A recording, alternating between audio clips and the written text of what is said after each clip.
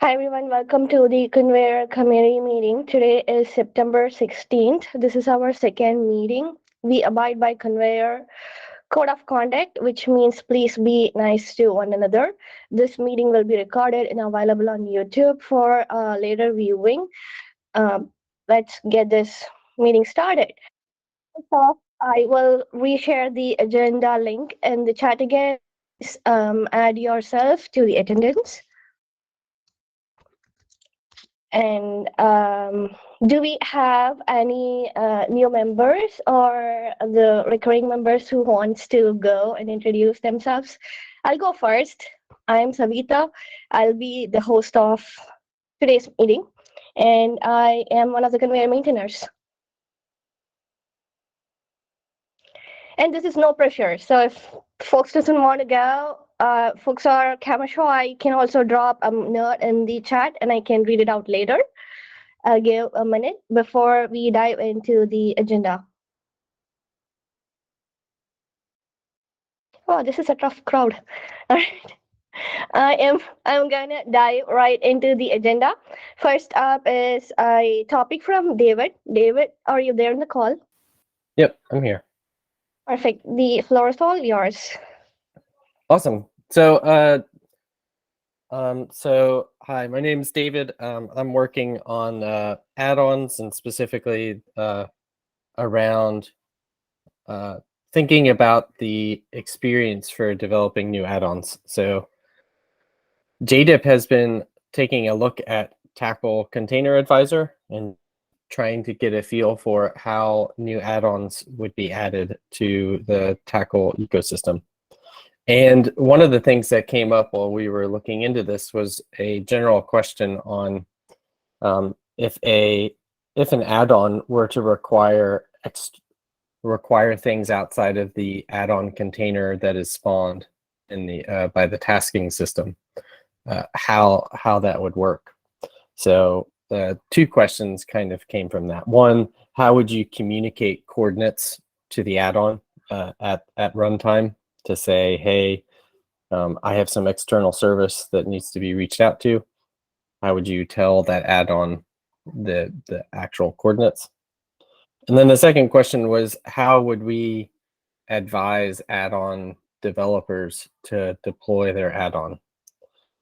So for example, would they do some operator approach where they are, where they're an operator and they get installed via OLM or something? Do they write a Helm chart, or do they just have some customized type manifest that they, it's just expected that they be deployed before the add-on CR is created? So just wanted to have some of that discussion and put it out there in the open and see what others think. So I think the thinking that we've had so far along this is that the add-on would get deployed.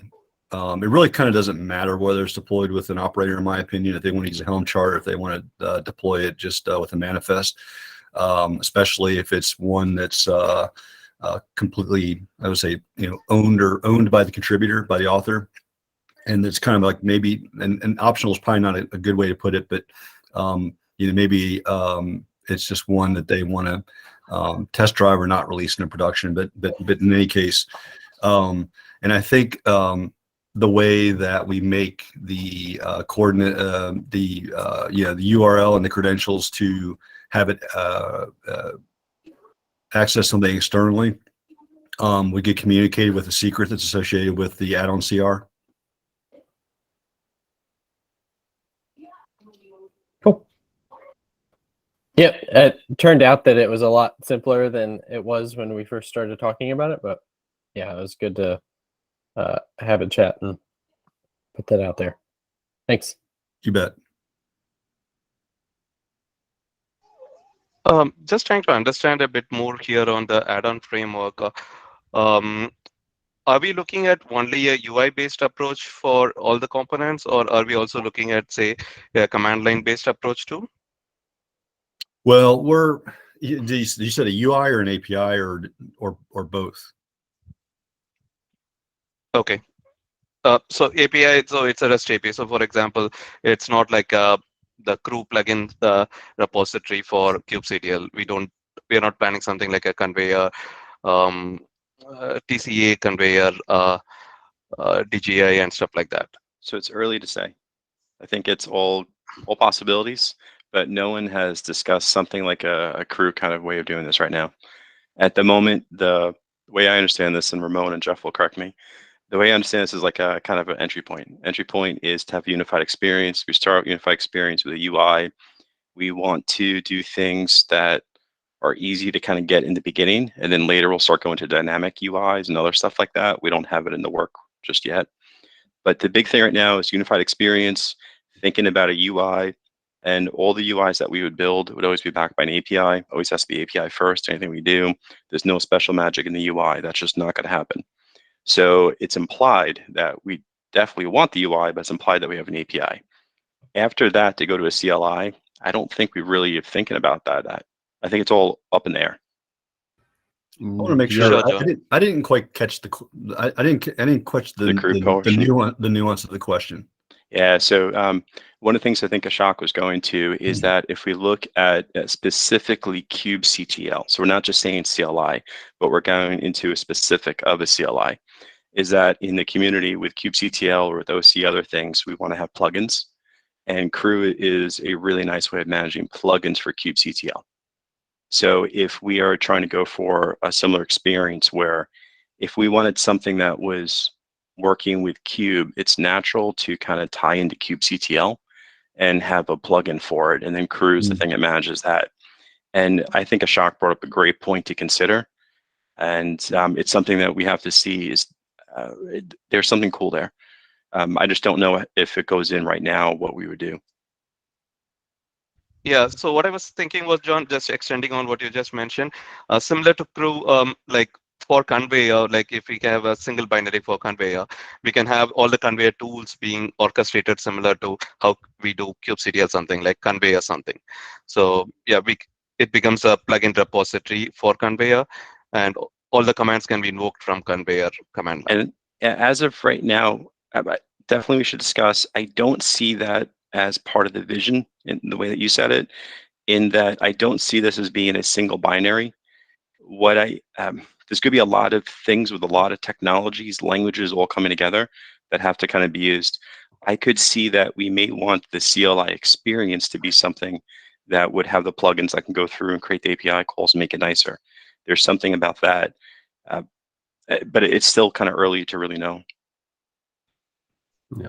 Sure, John. Yeah, I think even in it will never be a single binary, even if we are looking for this plugin approach. So it will be like we will have a Konveyor binary, and then each of the apps or plugins could have, like for example, MotoCube can become Konveyor-transform, which will be invoked automatically whenever somebody says Konveyor space transform, or things like that.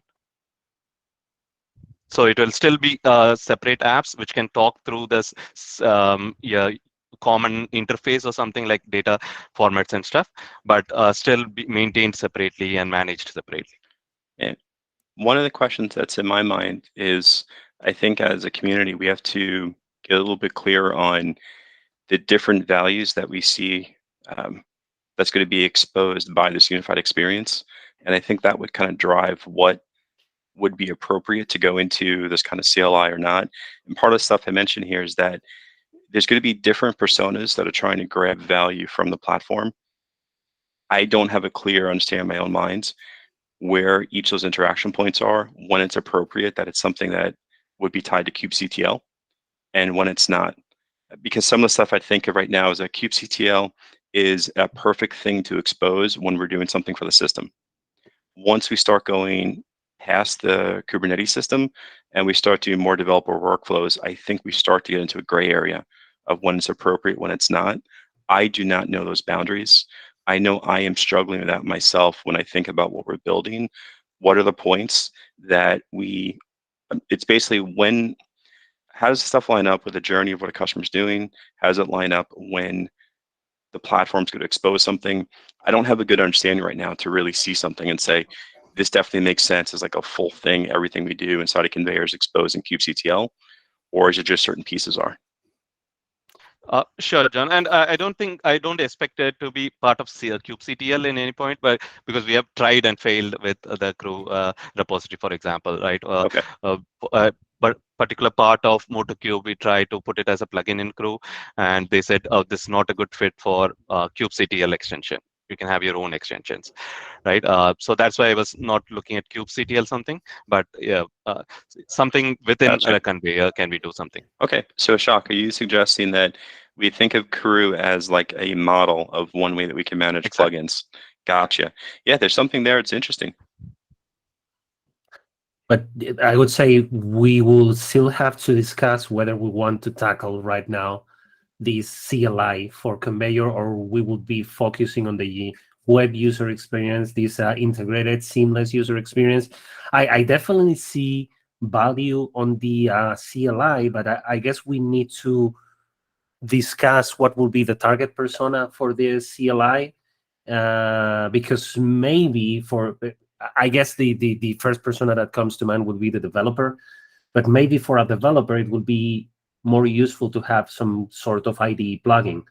We need to understand what's the nature of the developer that we are addressing with this, and from the experience that I have and what I've seen on the field, where we are in most times dealing with developers that are somehow outdated. They are somehow tied up to a very legacy code base that might not be so skillful on a CLI based environment, and might prefer all this stuff to be somehow integrated in their usual user experience within an IDE. So I guess we should do a little bit of product discovery there to try to figure out what is our target persona. If we want to do something related to CLI, what will be our target persona for that? And if it would be more appropriate to maybe develop some of these features in other interfaces, in other interfaces in the end, web interface or IDE plugin or anything like that. But there's definitely a discussion to be had there.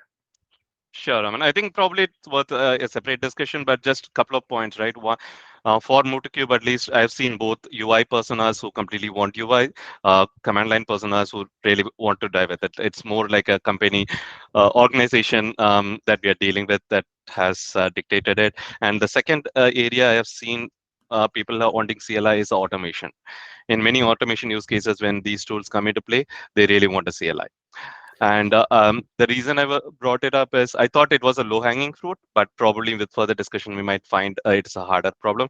The way I was thinking is since all of them are currently CLI, at least most of the tackle tools and say MotoCube and stuff has a CLI right now, except possibly a wind up and analysis.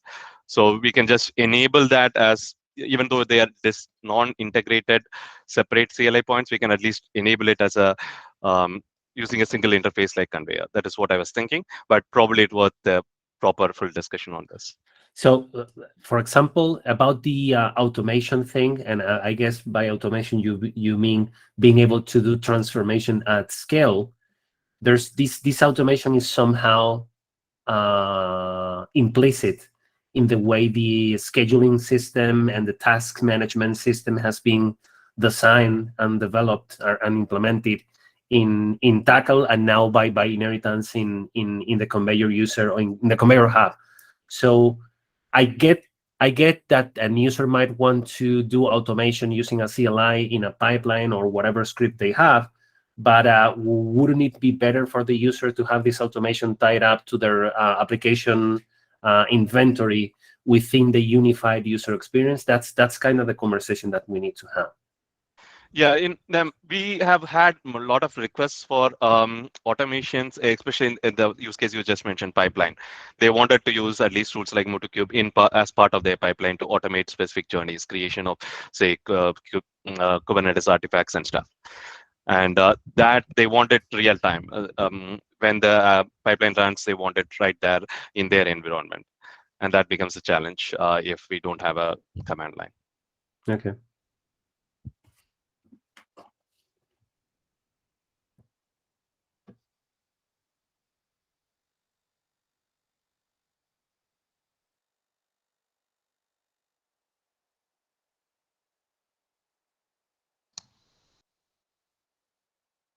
Does anyone have any questions on the topic?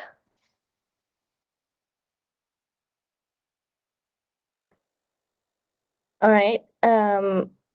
I understood from the conversation there is just going to be a future discussion. Does anyone wants to take an ownership of writing a gist of what that is and putting it in one of the future community meetings? I can take that up. Ashok Thanks. here.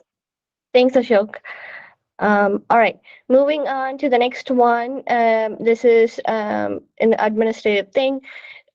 We will be enabling DCO for all the Konveyor org projects, which is nothing but a developer certificate of origin. So each developer who is going to commit code to the projects needs to have a phrase signed off by the user email.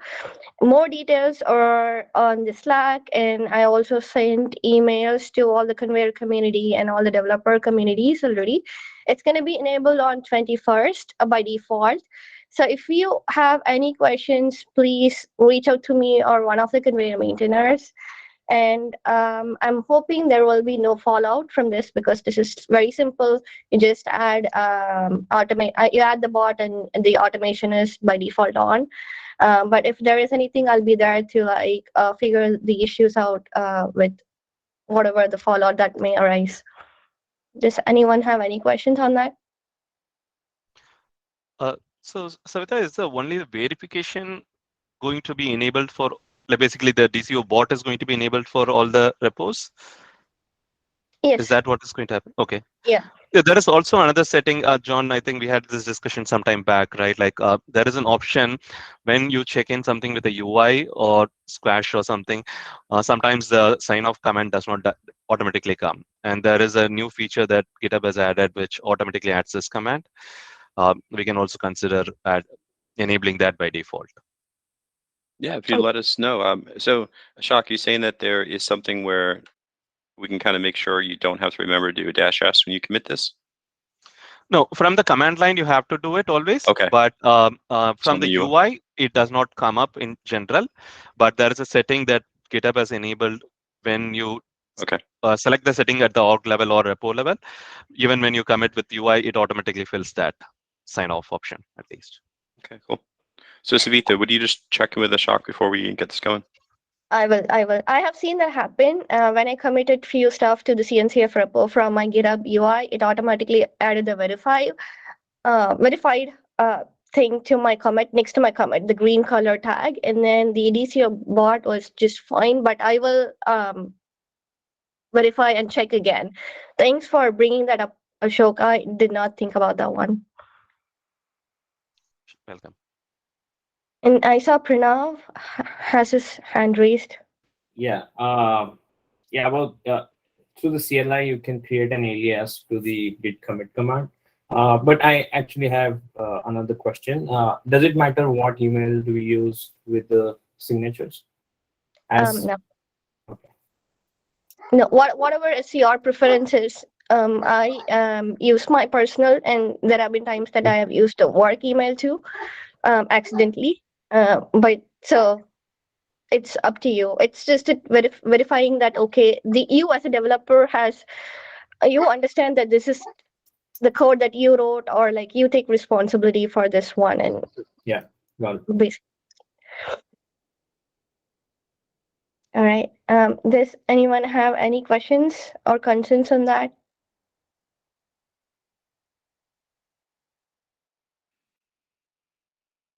I will look into that. Thanks for putting the screenshot. I will also add it to the previous post on the Slack and follow up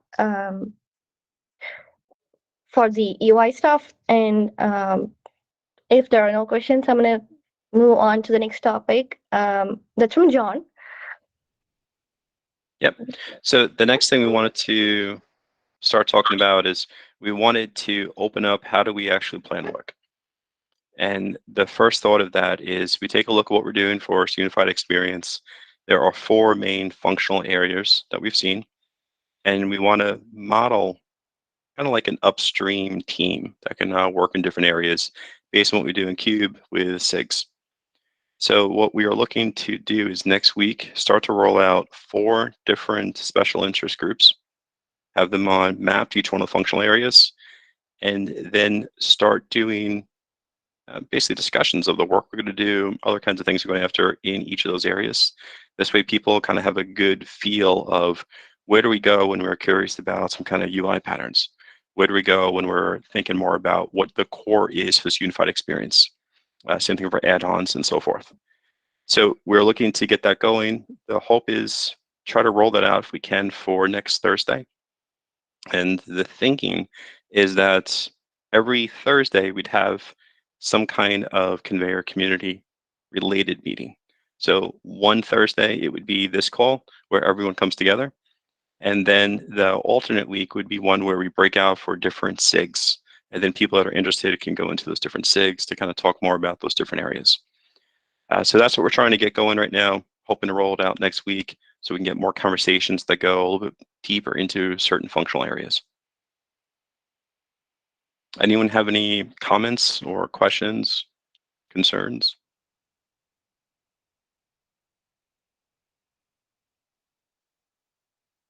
Oh, thanks, Savitha. All right. We have come to the end of the agenda. Does anyone have any open topics that they want to bring up?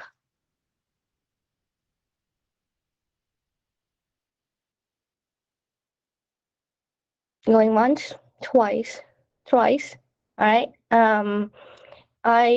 We have our next Konveyor community meeting scheduled on October 6th, and keep your eyes out for communications regarding the 6 that John talked about. And once we have more information, we'll be sending out emails, and then we'll be posting stuff on the Konveyor Slack channel. That's all from me. I will all see you in a couple of weeks. Thank you and take care.